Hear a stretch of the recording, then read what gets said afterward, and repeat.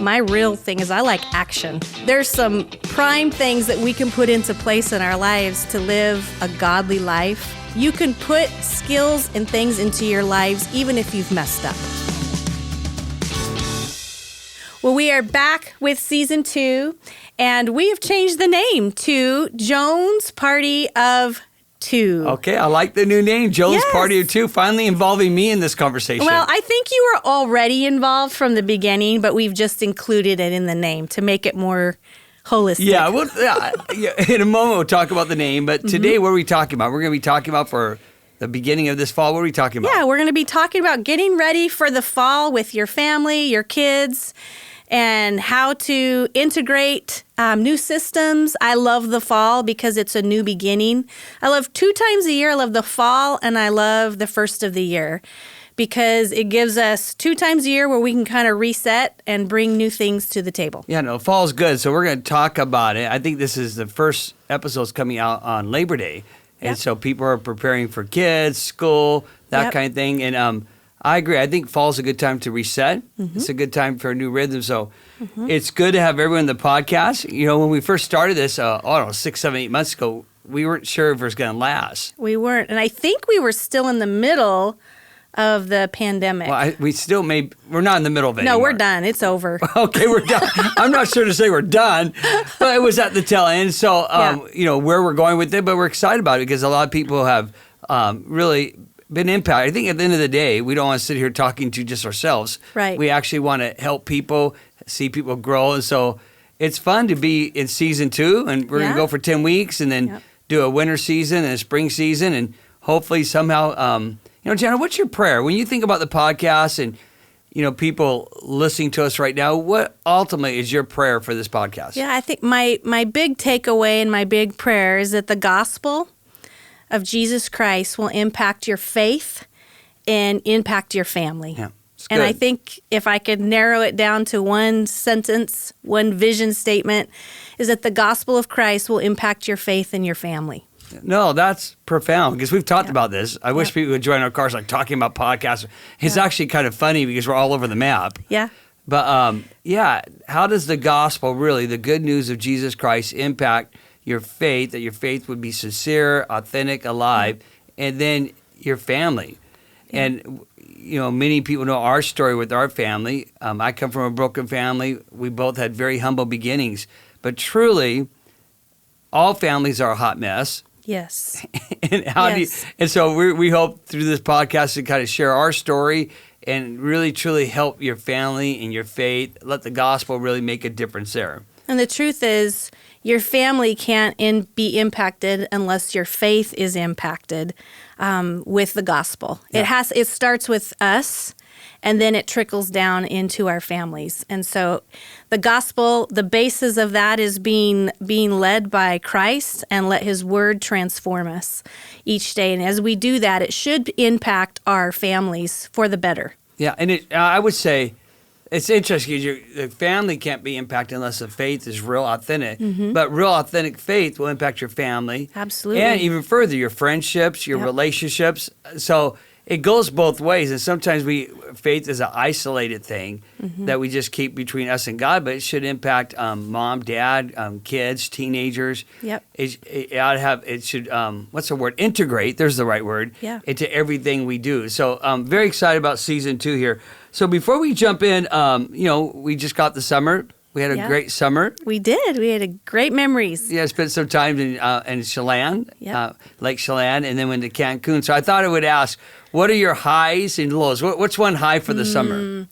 My biggest high would be being with our family and our kids, our grandkids, and then my parents. We spent some quality time with my parents and just making memories that will last, that will outlive us. Yeah. So that's a lot of work, but it's totally worth the work to make the memory. So my high during the summer would have been watching you have fun, especially in Cancun, and then What did you? You made me go scuba dive. No, not Zip scuba lining diving. and snorkeling. Snorkeling and zip lining. Why did I say scuba diving? I'm not really sure. Well, because I felt like it. You didn't want to do it. I didn't want to do it. But My favorite, that was good. I'm going to say a favorite moment of mine was watching your face turn green when we climbed up to the top of the tower of zip lining and you were green. Because You were so scared. Well, I don't like heights at all. I know. So we go on the zip line in Cancun, and I didn't want to go, so I used all my energy to go up the stairs, and I thought it was just like, what do you call it? One platform. One platform to the other platform, and we're done. Yeah. After we were done, I was celebrating. I made it happen, and realized there were 7 other platforms we had to go. Yes. And that was like I was loving watching you have fun. And I was having fun too, but just watching you have fun and being with your parents. But at the same time, wow, it was like, we are not doing this 7 more times. And we did it. We did. We had a good time. We did it. It was awesome. So any lows for the summer? I would say a low was when we were in Chelan and we had a big storm roll through and we had water running out of our electrical box. And I was thinking, oh my gosh, is our house going to catch on fire? Is it going to blow up? And rain was just coming in the garage. And so that was kind of like That was also a high for me because the neighbor's house got flooded. So we don't know the neighbor very well. So it was kind of a cool thing. We all went over there and helped get the water out of their basement and divert the water. So it's kind of a cool thing, too. We rallied together, but I was concerned about our electrical. And we never really followed up on that either. No, it dried out. I guess we're okay. Well, now we're going to have some electrician right now listening to this is going to try to figure out. Yeah, probably. We'll probably get some good input. I'm ready. All right, let's jump into, so Jana, really the name change, for obvious reasons.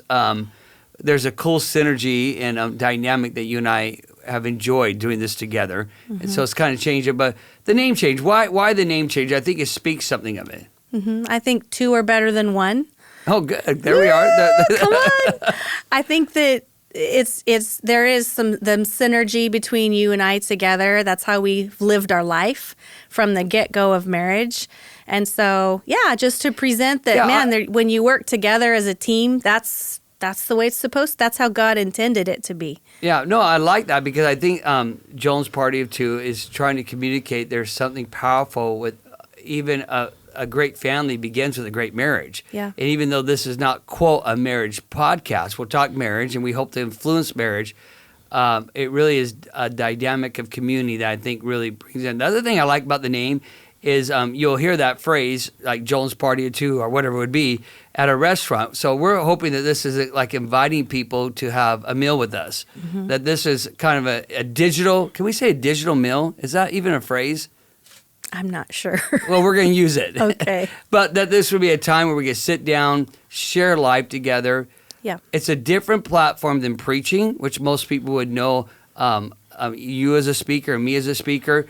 But it's a meal together. We're sharing. And it allows us to bring other people in to even broaden the base of our conversations when we get into bringing experts in that can speak to different topics as well. So it's not just one person. It's inclusive to a lot. Yeah, because it will be how the Jones family, our family, lives, how we have a healthy faith, healthy family, all that going on. But part of it is just learning how to bring other people into the conversation. Right. We talk about often, we should do a podcast on this, how the third voice is critical. Yep. And that's been a value of how we operate as a home. When you and I can't agree on something, let's say decorating or finances, or purchasing a car, we will always bring a third party in, somebody who knows more than you and I. By the way, that's a great principle in your life.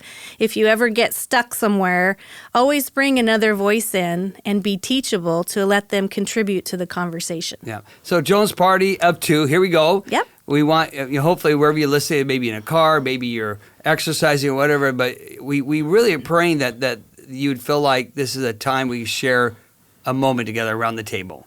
I love it. A moment together where we can talk, where it can be authentic. And people can send us questions, but I don't think we've set up the new email yet.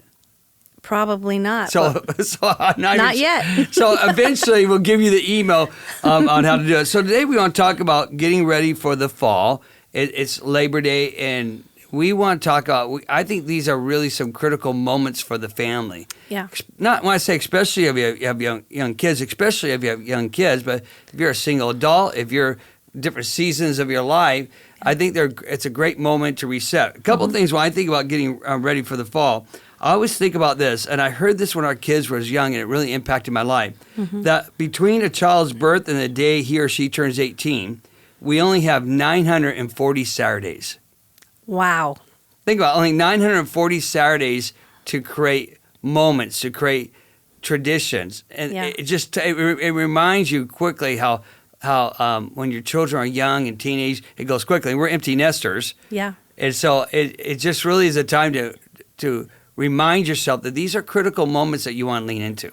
And if you break it down even a little bit more, you have 12 Septembers with your kids while they're in school. Yeah, interesting. So while we might think this is forever, you have 12 Septembers to set them up to win as a family. And I remember that distinctively remembering when our kids were young, realizing, wow, I've got 12 summers. I have 12 summers to take a family vacation and make memories while they're still in our house. And so we were very intentional about vacations as well as setting things up in September so the rest of the year goes smooth. Yeah, I just think reminding yourself of those moments, especially if your kids are young. Mm-hmm. Those are defining moments. 12 summers. Just think about that. 12 summers while your kids are young in first grade through 12th grade. Yep. 940 Saturdays. It really, as a parent, and especially in today's world where our culture is so spinning out of control, so anti-God, anti-biblical faith, we as families need to reclaim it. First of all, I assume all families are a hot mess. Yes. So when I say even you come from a broken family, it's like I just assume all families are absolutely a hot mess. So even if your family or as your family is a hot mess, to recapture these moments, I think September is a cool time to recapture the moment. So what I want to do, Jana, is kind of reverse engineer this a little bit. Before you could talk about how to make September, this fall special and unique, you have to reverse engineer and ask, what do you want for your family? Or in particular, what do you want for your kids? If you're single out there, I think you need to start thinking about this. Absolutely. One day you're going to get married, you're going to have kids.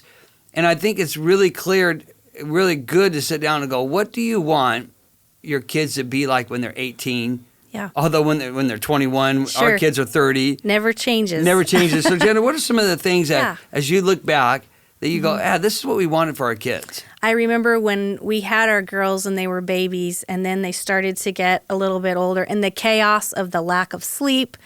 And then when they started school, trying to prepare and go shopping and all of that, I remember distinctively saying, what in the world am I doing with these kids, and how am I going to manage them, Lord, to leverage them to be godly women for you? And there were 4 things that we put in place as a family. And number 1, we wanted them to love God with all their heart, soul, and strength. Yeah, and let's stop there for a moment. Obviously, we're pastors, so people will know, of course, pastors will love God. Yeah. But beyond being a pastor, beyond our burden and profession of being a pastor, we want our girls just to truly love God and love His church and have an authentic faith that was alive, that was real, that was beyond them seeing me preach. For example, our girls are funny because they like me preaching, but they're not totally impressed. Right. They're more impressed with the fact that it goes beyond the pulpit. And so we, again, as a family, I think you just said, you got to identify, at the end of the day, more than anything, we want to, we have 2 girls and now grandkids, them to love God. And so it's important to say that as you go into the fall, then how do you create that? How do you foster that, and what kind of things do you put in place with that? Because I'm telling you, if you neglect that one thing, that is the crux for how everything else will factor out. And I'm going to just say, if you're at home right now and your family is a mess, it's broken, you've got tension, there's angst, which is all families. There's hatred, but there's like, we're all in that place. Yeah. I would just encourage you to start where you're at.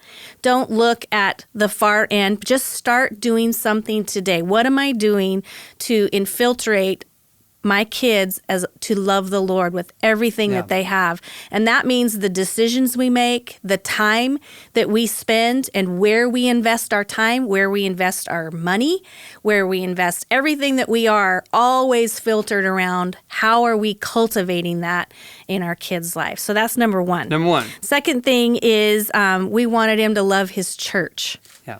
And that's a big deal. That's a for big us. deal. Now, you have to ask, if you're listening to this, do you want your kids to love the local church? Yeah.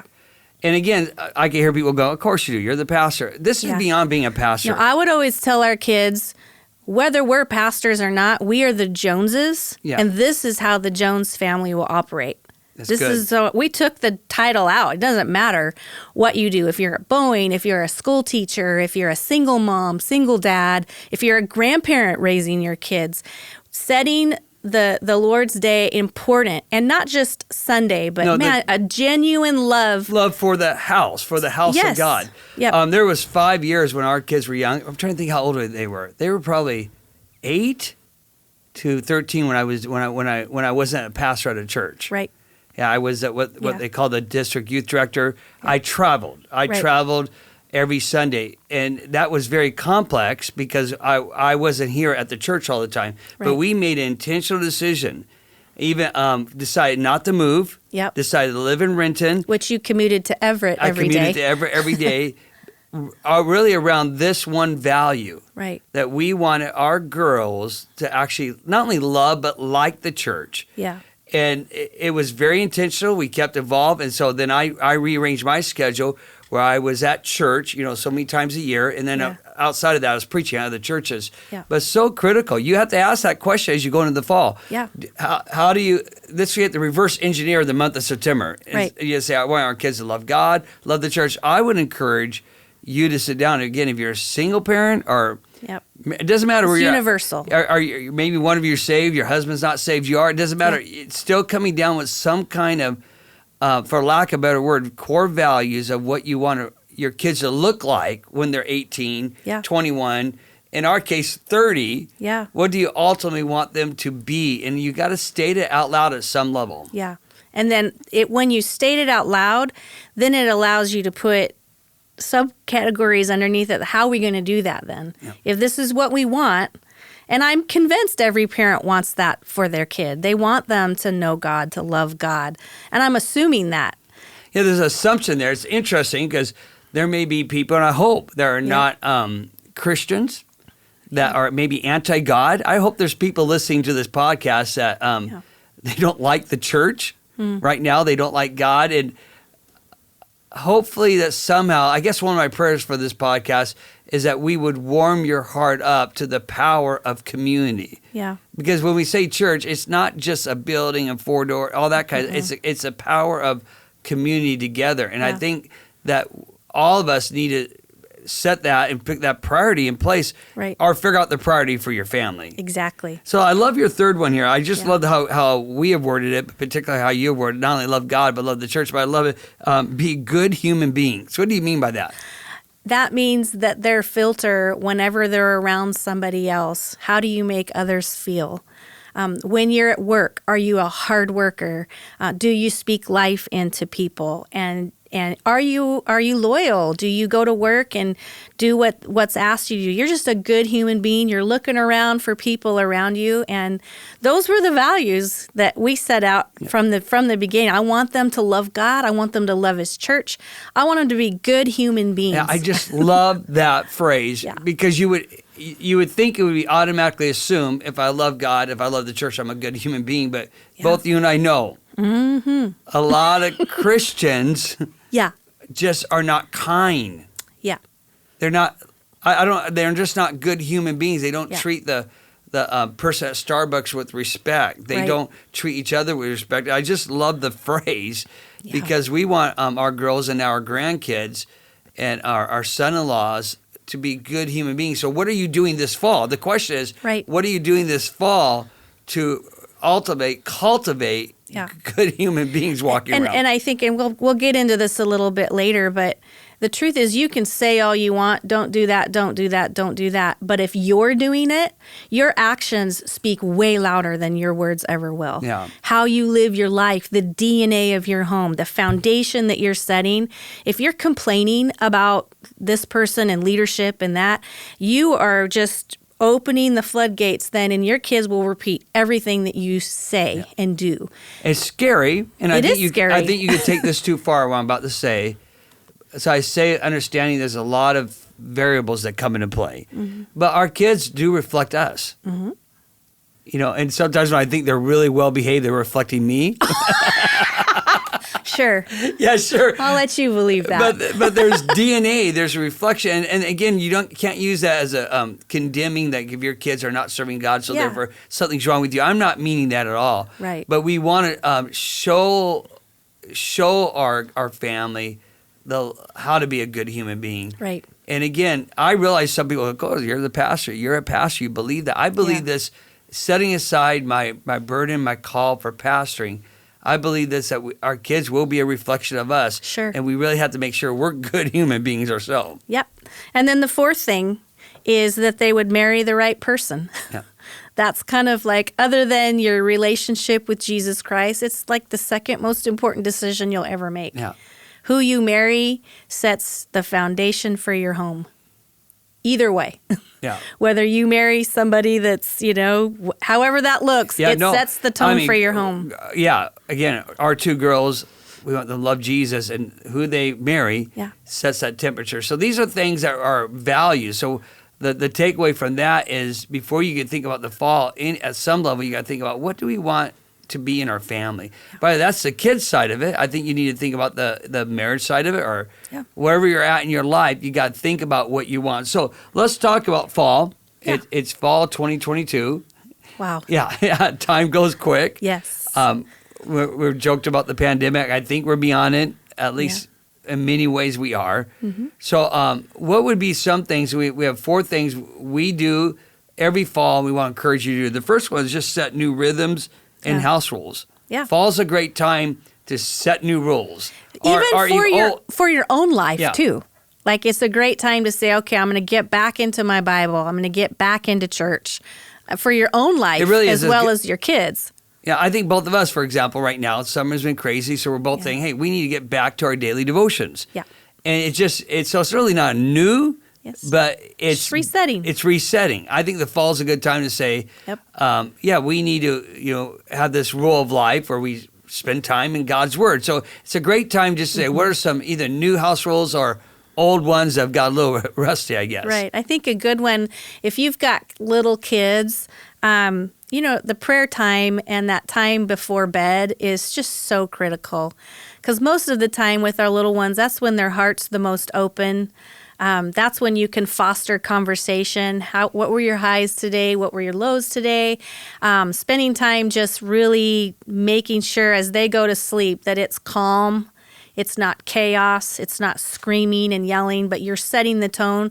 And regardless of the family and the home that you're in, you can set that tone. You get the decision to set that tone as they go to bed. So making time in the evenings, I think family dinners, choosing a few nights a week where those are family nights. That's when we're going to be home around the table. I know it's a lost art.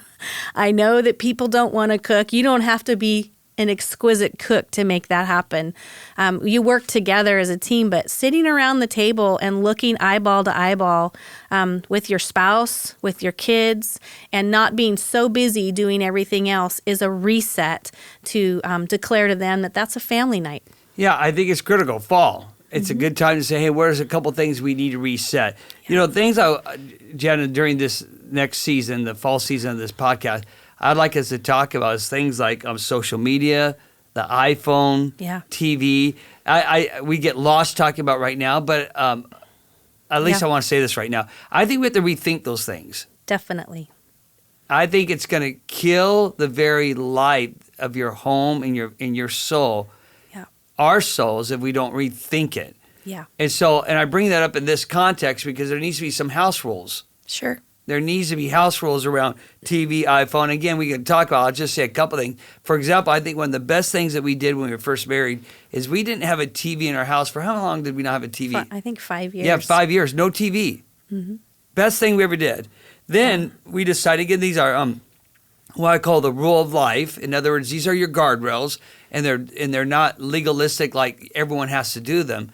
But I think people need to think about them. I bring them up because I want people to think about the TV. Where is it? So then we, after I think it was like 5, maybe even 7 years, we didn't have a TV. And then even to this day, we put in a separate room. So it's not like in the family room. Right. And we went like 20 years without a TV in our master bedroom, by the way. Right. And just recently, in the last 10 years now, we have a TV. And sometimes, even though I'm not suggesting we remove it, but sometimes I don't think.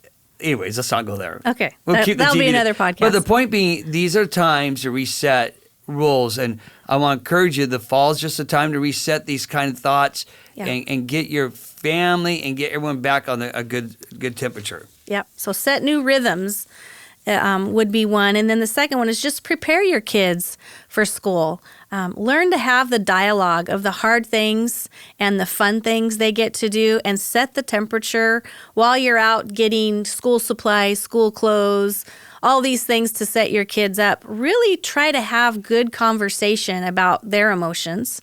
Some of them might be really anxious about going to school. Some are introverts, and so going into a new classroom brings great anxiety.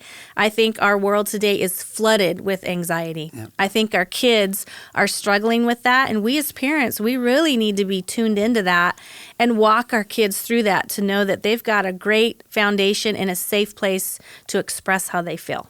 Yeah, I think especially coming off of the pandemic, kids' relationship with school is very fascinating. Yeah. And we as parents have a challenge to really, I think the best is to dialogue in a healthy way about school and what's going on. And when it comes to school, we believe and reinforce homeschooling, the public school education, Christian school.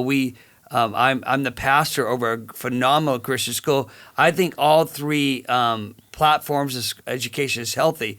Yeah. With that said, our school system is experiencing some very cultural wars, spiritual battles. Right. And we have to recognize we are in a spiritual war. Yeah. And when we send our kids to school, we need to do a better job preparing them, praying over them. That's right. Better job of having these dialogues about sexuality and depending on your school kids. I think we have to really think about as parents how to be more actively involved in what's going on in the life of our children while they're at school. I always express it learning to dial in influencers and dial out influencers. That's good. And so when your kids are walking through things, I was so tuned in when I sensed attitudes going the wrong way. I would dial out the influencers that I possibly could, and you better believe I would be dialing in influencers that would influence them for where we wanted to go, to point them in the right direction. So it's active parenting. And let me tell you, if you're a parent of a teenager, this is essentially true. Teenagers will not want to talk to you on your terms and your time. And so if you have teenagers, I would highly encourage you to find the right time, and that means being present, because you don't know when that time will be. It could be at midnight. It could be at 6 a.m. And if you're not present and you're so busy living your life, you want to be there. When they want to open up, they are just like sweet 2-year-old all over again. And so it'll be interesting. We have a list of different subjects we want to hit. We will hit some point parenting when children are young, when they're teenagers, when they're young adults, when they're married. It's different seasons. Yeah. And the teenage years is you do a lot of listening. Yes, a lot of listening and coaching. So we can get into that. You know, a couple things here, Jenna, but I just think it's huge what you just said. You dial in relationships and you dial out. Right. And you do that carefully and with wisdom. And so, man, we always want our kids to have good friends. And we realize their friends are going to have a voice in their life more than us. Sure. And so we dialed in good relationships and dialed out bad relationships. This is where loving the local church. We want our kids to have youth leaders and children's leaders and pastors that would be there's a phrase, life-giving over them. Right. And so we as parents have to prepare our kids for the whatever Yeah. season they may be in. And just a small detail of how we created our home to be a place where the teenagers would want to hang Yeah. out. So we did everything we could. Parties at our house, because that meant we could be there to dial in and get a tone for who they're hanging out with and begin to influence that as well. Now, one of the things, again, preparing your kids for school, is one of the things that Matt and Kaylee, I've watched them, they have 3 kids, and they do. That I've actually loved watching them is, I don't know if they do it every night, but regularly, I think it's every night, they go around the table and they ask what are the highs and lows of the week. Yeah.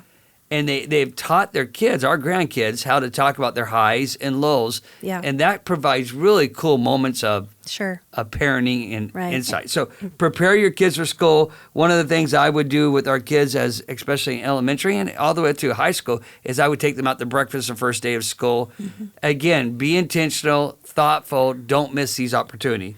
Number 3 is set the spiritual temperature. Yeah. Set the spiritual temperature. That is critical in your home. That's critical in how you behave. We want our kids to be fully devoted to Christ. We want them to love God. We have to set that temperature. Yeah, I love Luke 10:27. Jesus says, "Love the Lord your God with all your heart, soul, and strength, and love your neighbor as yourself." And what a great theme to be able to put into practice as we move into the fall. Learning to love the Lord with everything that you have, that's the filter when I run into conflict, when things are tense, when I'm anxious, when I'm depressed.